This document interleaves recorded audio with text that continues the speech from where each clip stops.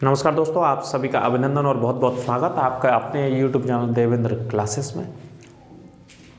चर्चा करेंगे कांग्रेस के सेकंड पार्ट की।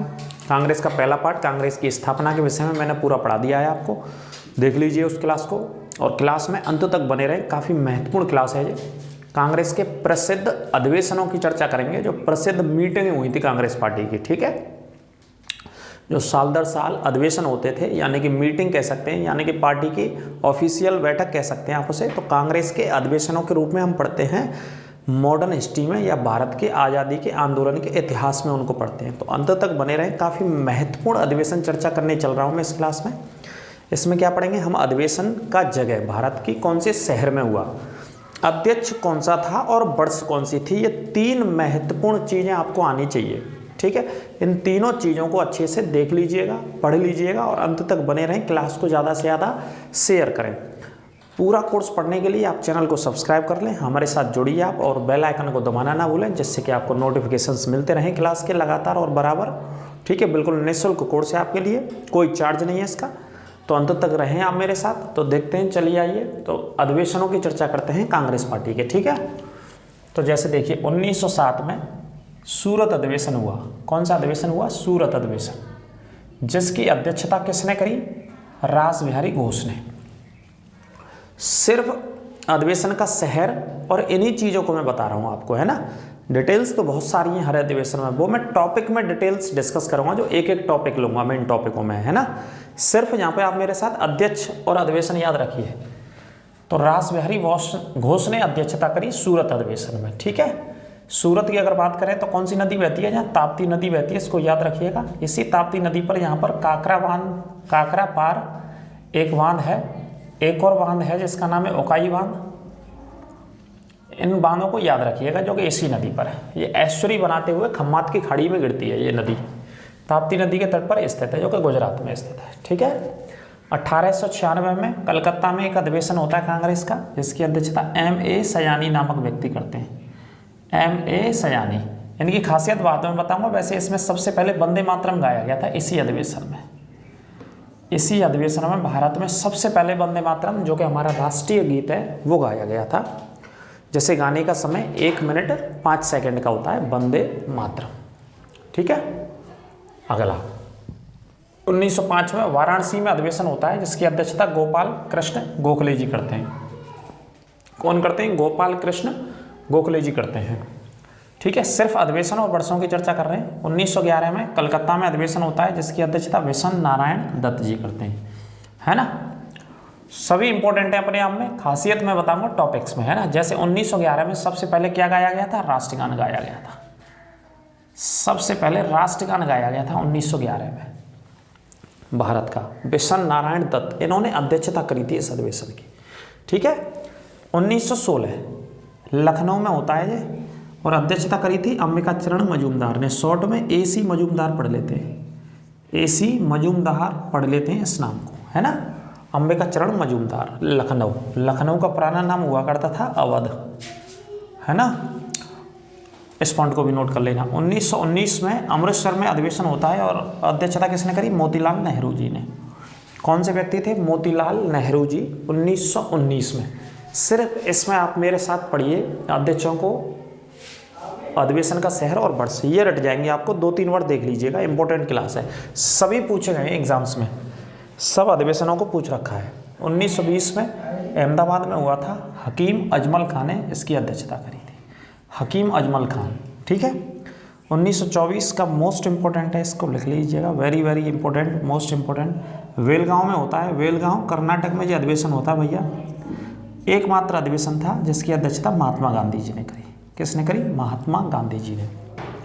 1925 में होता है कानपुर शहर में, अध्यक्षता सरोजिनी नायडू, पहली भारतीय महिला, नोट कर लेना, पहली भारतीय महिला जिसने कांग्रेस पार्टी की अध्यक्षता करी, वो थी सरोजिनी नायडू।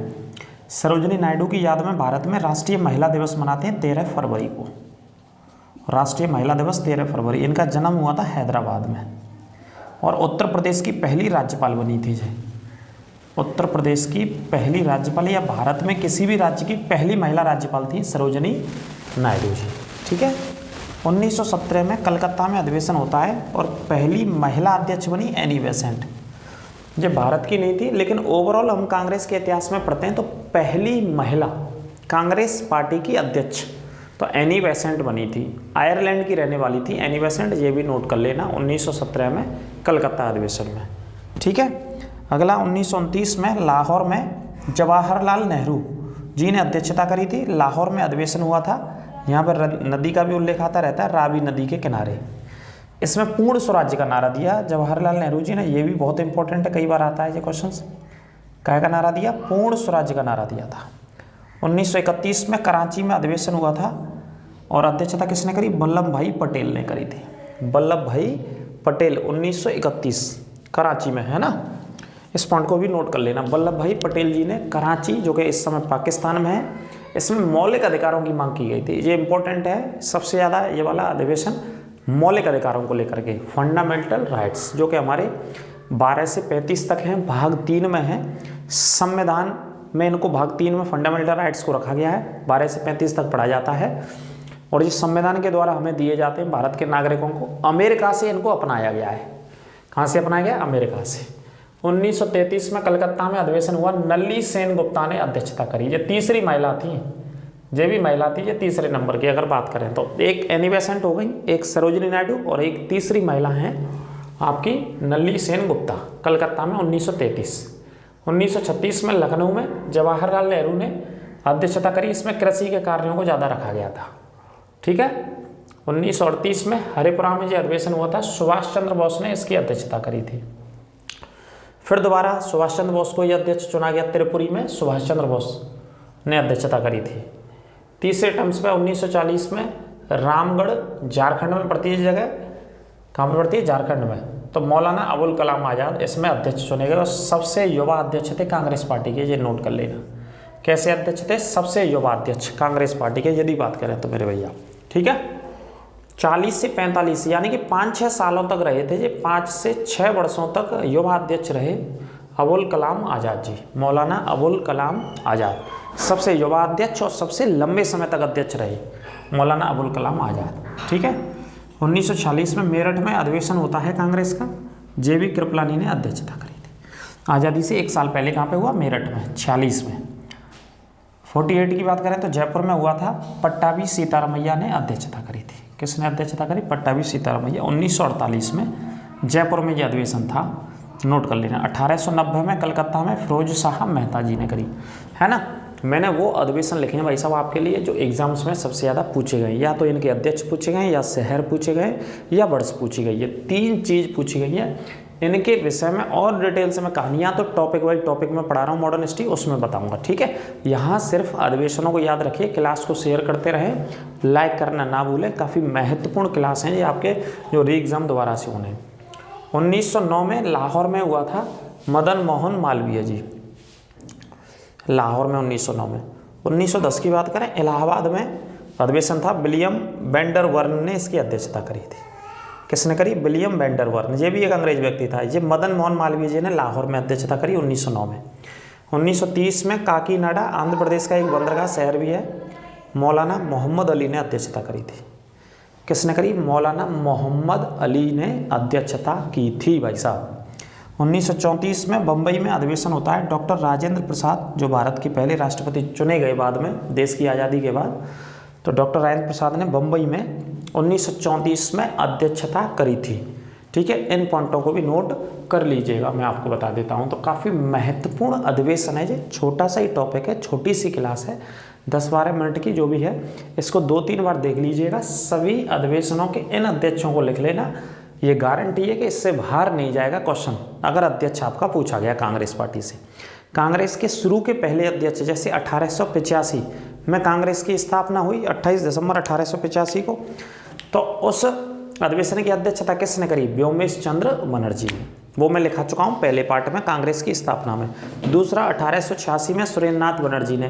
तीसरा 1887 में मद्रास में बदरुद्दीन तैयब जी, जो पहले मुस्लिम कांग्रेस के नेता जिन्होंने कांग्रेस की अध्यक्षता करी मद्रास 1887, जो कि इस समय चेन्नई हो गया है मद्रास, है ना, तमिलनाडु की राजधानी है। 1888 में इलाहाबाद में होता है लगातार चौथा अधिवेशन कांग्रेस का। जिस अधिवेशन की अध्यक्षता पहले अंग्रेज व्यक्ति ने करी थी, और उस अंग्रेज व्यक्ति का नाम था जॉर्ज यूले। जॉर्ज यूले उनका नाम था। जॉर्ज यूले कहाँ पर अध्यक्षता करी? इलाहाबाद में उन्होंने अध्यक्षता करी थी जॉर्ज यूले साहब ने। तो पहला अंग्रेज व्यक्ति जिसने कांग्रेस की अध्यक्षता करी 1888 में करी, इलाहाबाद में करी, जॉर्ज यूले ने करी। तो कांग्रेस पार्टी सबसे पुरानी राजनीतिक पार्टी भारत की, जिसकी स्थापना 28 दिसंबर 1885 को बम्बई के गोकुलदास तेजपाल संस्कृत विश्वविद्यालय में रखी गई, जिसमें अलग अलग शहरों के 72 लोगों ने, यानी कि 72 peoples representation in the different city of India, Bharat के अलग अलग शहरों से प्रतिनिधित्व किया गया। ठीक है, ये पॉइंट नोट कर लेना। क्लास कैसी लगी ये बताइएगा, 2 बार 3 बार इसे देखिएगा।